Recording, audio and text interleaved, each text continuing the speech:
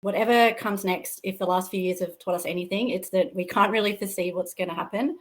And what we've really seen is across all industries, customers have really been facing some really similar challenges recently, such as the labor shortages.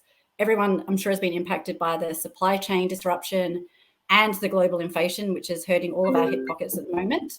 And really, I think where previously customers were focused on and being able to emerge from the pandemic stronger, now and moving into next year, what we're really seeing is that whilst businesses are, of course, still focused on growth, there is just this increasing sense of urgency around being able to do this, but do this in an efficient, productive, and in a resilient way. What we're trying to say here is that digital transformation, first and foremost, is not going away. I don't think it's going to go away anytime soon. It's always a priority and still very much a priority, but it's becoming really much more important to be able to achieve growth in that efficient way. So moving into next year, it's really being able to focus on how you can do more with less and make the most out of what resources you already have. I agree, Katy. I think it's been interesting for businesses because they've gone through such turmoil with COVID and what that's meant for the business. You know, it's really forced all organizations to have to rethink their operations and how they go to market.